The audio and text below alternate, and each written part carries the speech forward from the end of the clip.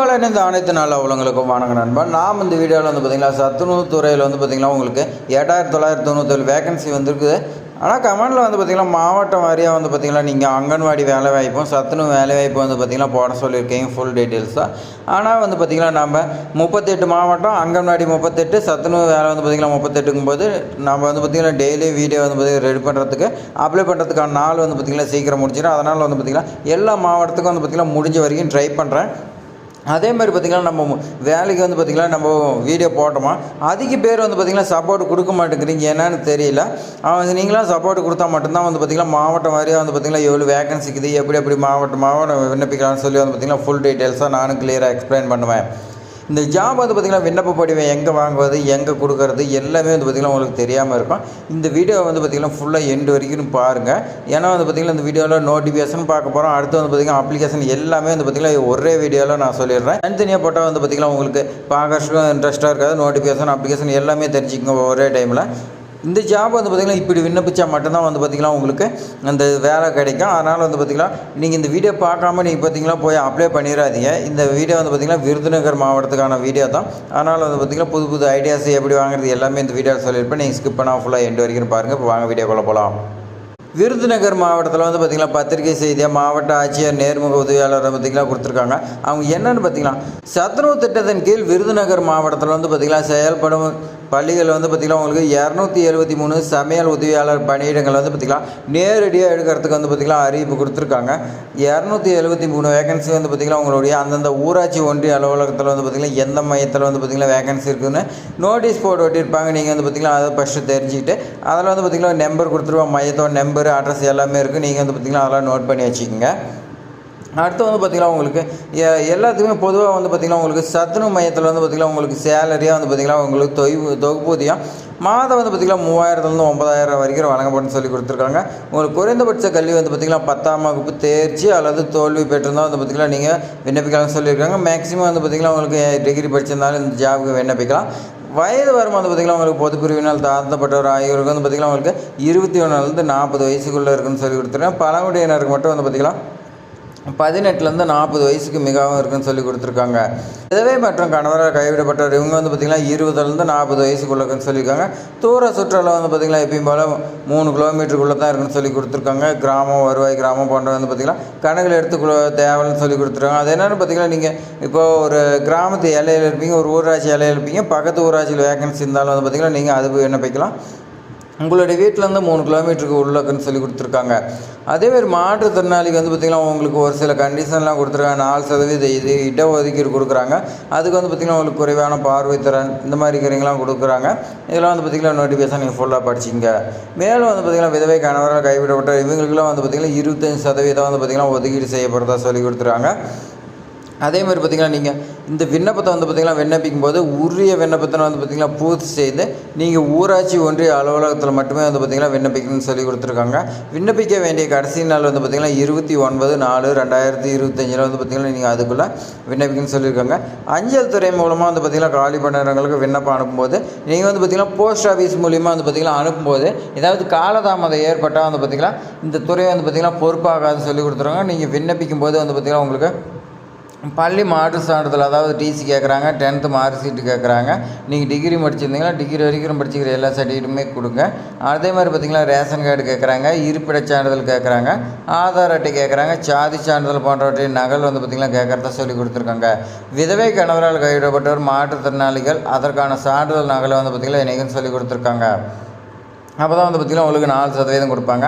விண்ணப்பத்தார் வந்து பார்த்திங்கன்னா நீங்கள் நேர்முக தேர்வுக்கு வந்து பார்த்திங்கன்னா அழைக்கும் போது நீங்கள் எல்லாமே ஒரிஜினல் சர்டிஃபிகேட் கொண்டு வரணும். நீங்கள் ஒரிஜினல் சர்டிஃபிகேட் கொண்டு வரலாம் வந்து பார்த்திங்கன்னா உங்களுக்கு ரிஜெக்ட் ஆகிறதுக்கு வாய்ப்பு இருக்குது சொல்லி கொடுத்துருக்காங்க.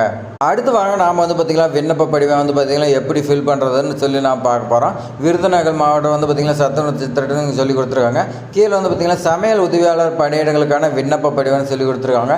அதே மாதிரி பார்த்திங்கன்னா சத்துணவு அமைப்பாளர் சமையலாளர் வந்து பார்த்திங்கன்னா உங்களுக்கு கூடிய விரைவில் நோட்டிஃபிகேஷன் வரதா சொல்லி கொடுத்துருக்காங்க.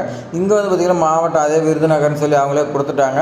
ஊராட்சி ஒன்றியமா அல்லது மாநகராட்சியா நகராட்சியாக வந்து பார்த்திங்கன்னா நீங்கள் எது இருக்கிறீங்களோ அதில் வந்து பார்த்திங்கன்னா நீங்கள் மென்ஷன் பண்ணிக்கங்க. விண்ணப்பிக்கும் பள்ளியின் வேன் சொல்லி கேட்டிருக்காங்க. அதுக்கு தான் வந்து பார்த்திங்கன்னா நான் முன்னாடியே அவங்கள நோட் பண்ணி வைக்க சொன்னேன். நீங்கள் ஊராட்சி ஒன்றிய அலுவலகத்தில் போனீங்களோ வந்து பார்த்திங்கன்னா எந்த மையத்தில் எவ்வளோ வேகன்சின்னு சொல்லி கொடுத்துருப்பாங்க. அதை நீங்கள் நோட் பண்ணிவிட்டு வந்து இந்த இடத்துல வந்து பார்த்திங்கன்னா அதோட பள்ளியோட பேர் எழுதிங்க. ரைட் சைடில் வந்து பார்த்திங்கன்னா சமீபத்தில் எடுக்கப்பட்ட புகைப்படம் உங்களுடைய பாஸ்போர்ட் சைஸ் ஃபோட்டோ வந்து பார்த்திங்கன்னா நீங்கள் ஒட்டிங்க ரீசெண்டாக எடுத்து.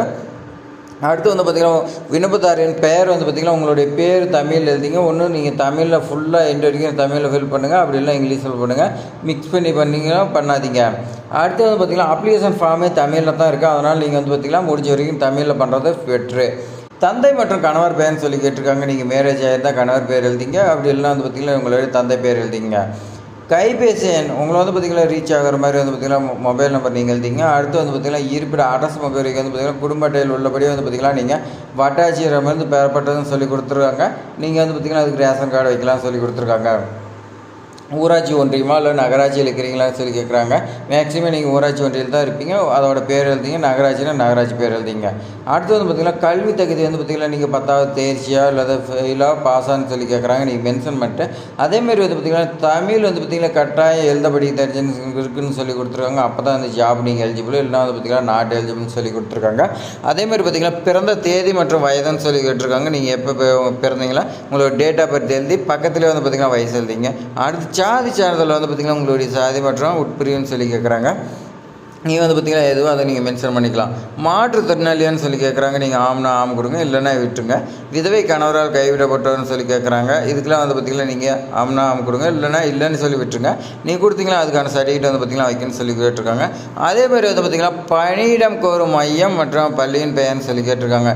நீ எந்த பள்ளிக்கூடத்தில் வந்து பார்த்திங்கன்னா வேகன்சி இருக்குதோ அந்த மையத்தை வந்து பார்த்திங்கன்னா ஊராட்சி ஒன்றியத்தில் நீங்கள் விண்ணப்பிச்சிருப்பீங்க, அதோட பேர் வந்து பார்த்திங்கன்னா எழுதுன்னு சொல்லி கொடுத்துருக்காங்க. நீங்கள் பள்ளிக்கூடத்து பேர் எழுதிங்க, பக்கத்துலேயே வந்து பார்த்திங்கன்னா மையத்தோட அந்த நம்பர் எழுதிங்க. கீழே வந்து பார்த்திங்கன்னா உங்களுக்கு வந்து பார்த்திங்கன்னா கிலோமீட்டர் எடுத்து விண்ணப்பத்தார இருப்பிடத்திற்கும் பணியிடம் ஒரு மையத்திற்கு வந்து பார்த்திங்கன்னா இடைப்பட்ட தூரம் 3 கிலோமீட்டர் தான் இருக்குதுன்னு சொல்லி கொடுத்துருக்காங்க. நீங்கள் வந்து பார்த்திங்கன்னா இதில் மென்ஷன் பண்ணிங்க. லெஃப்ட் சைடில் வந்து பார்த்திங்கன்னா 4 இடம்னு சொல்லி போட்டிருக்காங்க. இதில் வந்து பார்த்திங்கன்னா எந்த நாள் விண்ணப்பிக்கிறோம் அதோட டேட்டு போட்டு இது எங்கே வந்து பார்த்திங்கன்னா உங்களுக்கு கிராம பேர் போட்டு கிராம ஊராட்சி பேராக போட்டு வந்து பார்த்திங்கன்னா நீங்கள் விண்ணப்பத்தாரின் கையொப்பம் இருக்குது. நீங்கள் வந்து பார்த்திங்கன்னா இந்த இடத்துல நீங்கள் சைன் பண்ணிக்கலாம். அடுத்து வந்து பார்த்திங்கன்னா இணைப்பு. நீங்கள் இந்த ஜாபுக்கு விண்ணப்பிக்கும் போது அப்ளிகேஷன் ஃபார்மோட வந்து பார்த்திங்கன்னா என்னென்ன விண்ணப்பிக்குன்னு சொல்லி கொடுத்துருக்காங்க. இணைப்பு வந்து பார்த்திங்கன்னா பள்ளி மாடு சான்றிதழ் நகல் கேட்குறாங்க. நீங்கள் அதேமாதிரி வந்து பார்த்திங்கன்னா மார்க் ஷீட்டு கேட்குறாங்க. 10th மார்க் ஷீட்டு, குடும்ப அட்டை நகல், ஆதார் அட்டை, சாதி சான்றிதழ் ஏற்கனவே சொன்னதான் வந்து பார்த்திங்கன்னா கேட்டிருக்காங்க. இதுக்கெல்லாம் ஒரு சில கண்டிஷன்ஸ் கொடுத்துருக்காங்க. அது என்னென்னு பார்த்திங்கன்னா நீங்கள் குறைந்தபட்சம் நம்ம வந்து பார்த்திங்கன்னா கல்வி தகுதி 10ஆம் வகுப்பு தேர்ச்சி தோல்வி பெற்றிருக்குன்னு சொல்லியிருக்காங்க. தமிழ் வந்து பார்த்திங்கன்னா நல்லா எழுத படிக்க தெரிஞ்சிருக்குன்னு சொல்லியிருக்காங்க. வயது வந்து பார்த்திங்கன்னா 21 40 வயசுக்குள்ளே இருக்குன்னு சொல்லி கொடுத்துருக்காங்க. அதேமாதிரி பார்த்திங்கன்னா விதவை கணவராக கைவிடப்பட்டார் இவங்களே இருந்தீங்களா வந்து பார்த்திங்கன்னா அதுக்கான சர்டிஃபிகேட் வந்து பார்த்திங்கன்னா நீங்கள் வட்டாட்சி அட்டை வாங்கியிருக்குன்னு சொல்லி கொடுத்துருக்காங்க. அதேமாதிரி பார்த்திங்கன்னா ஆதார் அட்டை, குடும்ப அட்டை நகல் இதெல்லாம் வந்து பார்த்திங்கன்னா நீங்கள் சமர்ப்பிக்கணும்னு சொல்லி கொடுத்துருக்காங்க. புற சுற்றுலா வந்து பார்த்திங்கன்னா நியமன ஒரு மையத்திற்கும் விண்ணப்பதாரி குடியிருப்புக்கும் இடையே 3 கிலோமீட்டருக்குள்ளே இருக்க வேணும்னு சொல்லி கொடுத்துருக்காங்க. அடுத்து வந்து பார்த்திங்கன்னா மாற்றுத்திறனாளி இதெல்லாம் வந்து பார்த்திங்கன்னா 4% வந்து பார்த்திங்கன்னா உங்களுக்கு ஒதுக்கீடு சொல்லி கொடுத்துருக்காங்க. அதேமாரி பார்த்திங்கன்னா உங்களுக்கு மாற்றுத்திறனாளியாக தான் வந்து பார்த்திங்கன்னா ஒரு சில கண்டிஷன் கொடுத்துருக்காங்க. குறைவான பார்வைத்திறன், மூக்கு கண்ணாடி போட்டேன் இந்த மாதிரிலாம் நீங்கள் வந்து பார்த்திங்கன்னா கொடுத்துருக்காங்க. அந்த கண்டிஷன் எல்லாமே வந்து பார்த்திங்கன்னா நம்ம ஏற்கனவே பார்த்தது தான். ஒப்புகை சீட்டு வந்து பார்த்திங்கன்னா கொடுத்துருக்காங்க. உங்கள்கிட்ட வந்து பார்த்திங்கன்னா அப்ளிகேஷன் அவங்க வாங்கிறதுக்காக வந்து பார்த்திங்கன்னா துணை வட்டார வளர்ச்சி அலுவலர் வந்து பார்த்திங்கன்னா சைன் பண்ணி கொடுப்பாங்க. அவ்வளோதான் நண்பா. இந்த மாவட்டம் விருதுநகர் மாவட்டத்துக்கும் அவ்வளோதான். அவங்களை வந்து பார்த்திங்கன்னா நோட்டிஃபிகேஷன் அப்ளிகேஷன் ஃபார்ம் எப்படி ஃபில் பண்ணுறதுன்னு உங்களுக்கு வந்து பார்த்திங்கன்னா ஒரு கிளாரிட்டி கிடச்சிருக்கான். இன்னும் வந்து பார்த்திங்கன்னா உங்களுக்கு எல்லா மாவட்டத்துக்குமே வந்துகிட்டு இருக்குது. உங்கள் மாவட்டம் வரலன்னு சொல்லி வந்து பார்த்திங்கன்னா ஃபீல் பண்ணாதீங்க. உங்கள் மாவட்டத்துக்கு வந்து பார்த்திங்கன்னா அடுத்தடுத்து வந்துகிட்டு இருக்குது. நீங்கள் வந்து பார்த்திங்கன்னா சப்ஸ்கிரைப் பண்ணலாம், சப்ஸ்கிரைப் பண்ணிங்க. அப்போ தான் உங்களுக்கு நோட்டிஃபிகேஷனாக வரும். இந்த வீடியோ பிடிச்சிருந்தா உங்களுடைய ஃபேமிலி மெம்பர்ஸ் ரிலேட்டிவ் யாராவது இருந்தாங்களா அவங்களுக்கு வந்து பார்த்திங்கன்னா உடனே நீங்கள் ஷேர் பண்ணி விடுங்க. அவங்க வந்து பார்த்திங்கன்னா பார்த்துட்டு விண்ணப்பிக்கிட்டோம். தேங்க்ஸ் ஃபார் வாட்சிங்.